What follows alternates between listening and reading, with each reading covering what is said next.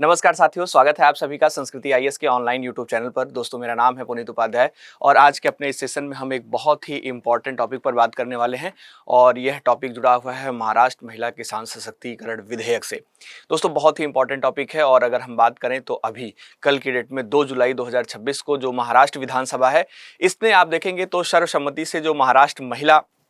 किसान जो सशक्तिकरण विधेयक 2026 है, इसको पारित कर दिया है। दोस्तों, सबसे महत्वपूर्ण बात यहाँ पर यह हो जाती है कि यह भारत का पहला आप देखेंगे तो राज्य स्तरीय कानून है जो महिलाओं को कानूनी रूप से, मुख्य रूप से किसान के रूप में आप देखेंगे तो मान्यता देने का प्रयास कर रहा है। दोस्तों, अगर हम बात करें तो चाहे उनके नाम पर कृषि भूमि हो या ना हो, अब यह विधेयक महाराष्ट्र विधान परिषद में जाएगा और इसका उद्देश्य आप देखेंगे तो कृषि क्षेत्र में जो महिला के योगदान है, इनको औपचारिक पहचान देना और साथ ही साथ उन्हें जो सरकारी योजनाएं हैं, जो संस्थागत ऋण है और जो बीमा है, इसके अलावा जो सब्सिडी है और जो बाजार तक एक्सेस है, जो पहुंच है, वह प्रदान करना होगा। दोस्तों, बहुत ही इंपॉर्टेंट बिल है और जैसा कि मैंने आपको पहले ही बता दिया कि यह अपने तरह का आप देखेंगे तो मुख्य रूप से भारत का पहला इस तरह का कोई राज्य स्तरीय कानून कोई राज्य बना रहा है। दोस्तों, अगर हम बात करें तो भारत में कृषि को अक्सर आप देखेंगे तो पुरुषों का पेशा माना जाता है, जबकि वास्तविकता इससे अलग आपको नजर आएगी। ग्रामीण भारत में अगर हम महिलाओं की बात करें तो खेत तैयार करने, बीज बोने, निराई गुड़ाई करने, कटाई करने, फसल का भंडारण करने, पशुपालन, डेयरी, मत्स्य पालन, मधुमक्खी पालन और अन्य बहुत सारी चीजें हो गए जो बहुत सारे जो उपज संग्रह हो गए, लगभग आप देखेंगे तो हर चीज में जो कृषि गतिविधियां हैं, इसमें जो है मुख्य रूप से महिलाओं का जो पार्टिसिपेशन है वो बहुत ही इंपॉर्टेंट है, वह भाग लेती आई हैं। फिर भी आप देखेंगे तो अधिकांश महिलाओं के नाम पर अभी भी प्रेजेंट के टाइम में किसी भी जो है जगह पर कई बार आप देखने को पाते हैं कि कृषि योग्य भूमि नहीं होती है। भारत की कृषि जनगणना के अनुसार अगर हम बात करें तो महिलाओं के नाम पर जो कृषि है, वह आप देखेंगे तो पूरे जो जोत हैं उनकी जो प्रतिशतता है अब भी बहुत ज्यादा कम है। परिणाम स्वरूप आप देखेंगे तो इनको जो सरकारी योजना है उसका लाभ नहीं मिल पाता है। आवश्यक जो मुख्य रूप से लैंड ओनरशिप है, उसकी शर्त उनके लिए सबसे बड़ी बाधा अभी बन जाती है और इसलिए वे आप देखेंगे तो वास्तविक किसान होने के बावजूद जो हमारा सरकारी रिकॉर्ड है उसमें अक्सर आप देखेंगे तो कृषि मजदूर आप कह सकते हैं, एग्रीकल्चर लेबर में बस दर्ज हो पाती हैं और यह आप देखेंगे तो कानूनी जो अदृश्यता है, जो लीगल जो इनविजिबिलिटी है, इसके संदर्भ में जो है यह देखा जाता है और इस विधेयक का यह मूल आधार मुख्य रूप से आपको नजर आएगा। दोस्तों, अगर हम बात करें तो इस विधेयक की जो सबसे बड़ी विशेषता है वह आपको जानने लायक है और उस विशेषता के बारे में मुझे लगता है कि बहुत बेहतर तरीके से आपको जानना चाहिए। दोस्तों, यहां पर अगर हम बात करें तो यहां आप ध्यान देंगे तो आप देखेंगे इस कानून का सबसे महत्वपूर्ण प्रावधान यह है कि महिला किसान बनने के लिए भूमि का मालिक होना आवश्यक नहीं होगा। ठीक है, सबसे महत्वपूर्ण बात इस विधेयक का यह नजर आएगा। दोस्तों, यदि कोई महिला खेती करती है, पशुपालन करती है, मत्स्य पालन करती है या जो है आप देखेंगे रेशम उत्पाद करती है, मधुमक्खी पालन करती है या लघु जो वन उपज है उसका संग्रह करती है, तो उसे मुख्य रूप से महिला किसान माना जाएगा। जमीन उसके नाम पर हो या ना हो, यह जो है बहुत महत्वपूर्ण अब नहीं रह जाता है। ठीक है, तो इसको विशेष तौर पर आप अच्छे तरीके से कनेक्ट करेंगे और ठीक से ध्यान देंगे। दोस्तों, इसके अलावा अगर हम बात करें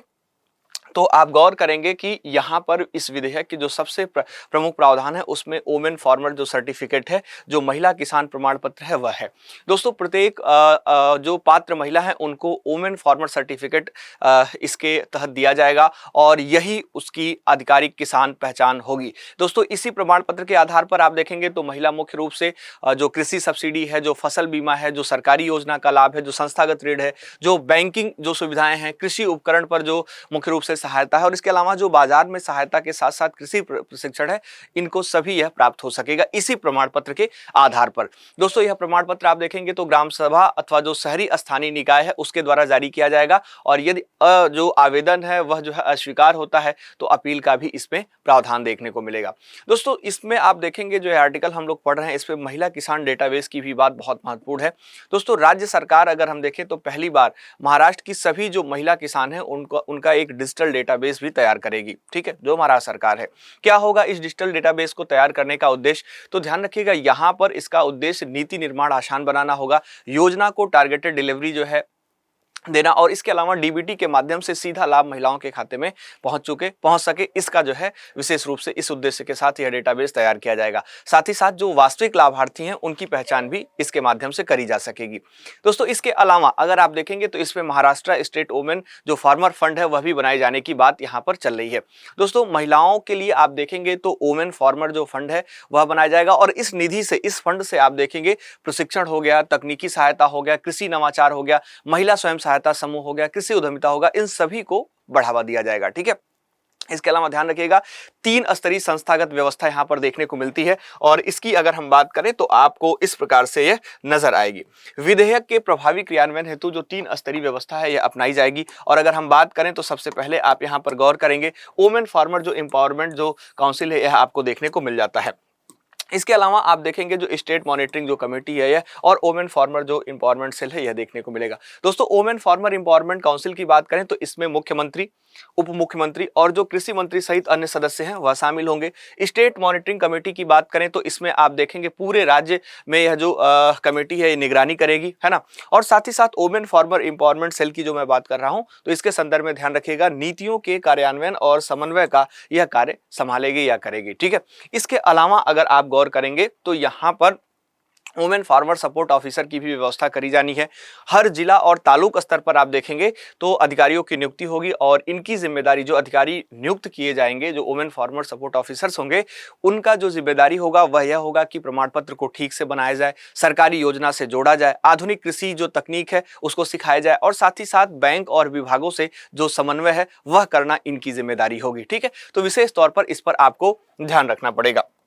अब दोस्तों एक महत्वपूर्ण बात आ जाती है, यहाँ पर इन व्यक्ति को आप पहचानते होंगे, MS स्वामीनाथन यह हैं और अगर हम बात करें तो आप जानते हैं कि कृषि में इनका क्या योगदान है। दोस्तों MS स्वामीनाथन रिसर्च फाउंडेशन की जो भूमिका है इसमें बहुत महत्वपूर्ण है। ठीक है, जो यह विधेयक है, इस विधेयक को पूरा जो ड्राफ्ट है, जो इसका प्रारूप है वह तैयार करने में जो MS स्वामीनाथन रिसर्च फाउंडेशन है इसकी महत्वपूर्ण भूमिका रही है। संस्था ने आप देखेंगे तो जो स्टेक होल्डर जो कंसल्टेशन है यह आयोजित किए हैं, विशेषज्ञों से सुझाव लिए हैं और जो मुख्य रूप से जेंडर जो रिस्पॉन्सिव एग्रीकल्चर की अवधारणा है इसको विधेयक का आधार बना है। तो यहाँ पर आपको बहुत ही महत्वपूर्ण हो जाता है यह जानना कि जो MS स्वामीनाथन रिसर्च फाउंडेशन जो MSRF की भूमिका है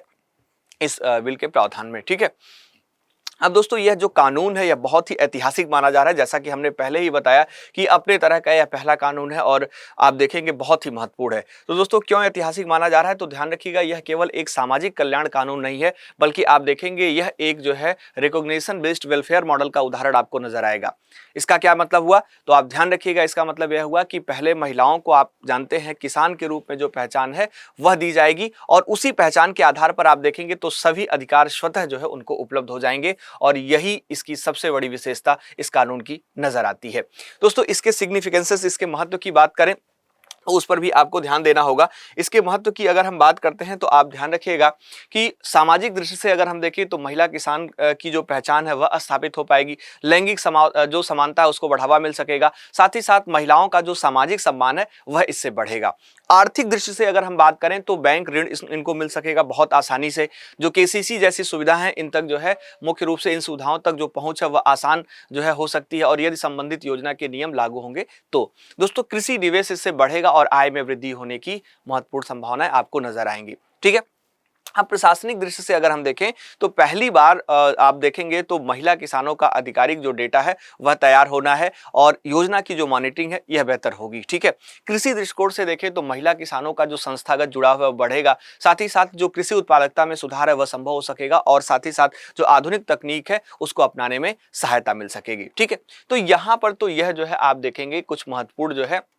जो इसके इस जो है प्रावधान के जो सिग्निफिकेंसेस हैं, जो महत्व है वह आपको नजर आते हैं। इसके अलावा दोस्तों केवल जो है सिर्फ आप देखेंगे लाभ ही नहीं, कुछ चुनौतियां भी इसमें हो सकती हैं। तो चुनौतियां भी बहुत ही महत्वपूर्ण है यहाँ पर अगर हम बात करें।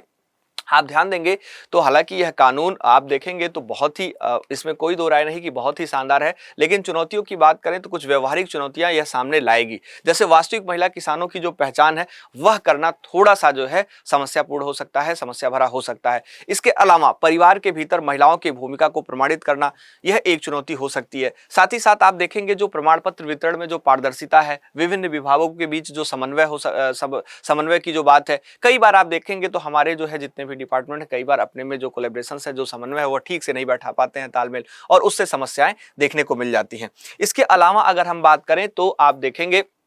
जो पर्याप्त बजट है वह भी एक चुनौतीपूर्ण हो सकता है, वह भी एक चुनौतीपूर्ण काम होगा कि पर्याप्त बजट इनके लिए उपलब्ध कराया जाए। और दोस्तों यहाँ पर अगर हम बात करें तो इस आर्टिकल के संदर्भ में कई विशेषज्ञों द्वारा सुझाव दिए गए हैं कि जो सह स्वामित्व है, जो को ओनरशिप है और जो भूमि अधिकार जैसे मुद्दे हैं वह अभी भी व्यापक सुधार की मांग करते हैं, और मुख्य रूप से यह भी जो है चुनौती के रूप में देखा जा रहा है। ठीक है, तो आप बहुत अच्छे तरीके से इसको भी गौर करिएगा। निष्कर्षतः अगर दोस्तों इस आर्टिकल पर हम बात करें तो ध्यान रखिएगा, यह विधेयक केवल एक कानून ही नहीं है, बल्कि आप देखेंगे जो कृषि शासन में जो लैंगिक न्याय है, जो जेंडर जस्टिस है, इसकी दिशा में एक बहुत ही महत्वपूर्ण नीतिगत परिवर्तन है। और यदि इसका प्रभावी क्रियान्वयन होता है तो यह जो है आप देखेंगे अन्य राज्यों के लिए भी एक मॉडल बन सकता है, और भारत में कृषि के जो मुख्य रूप से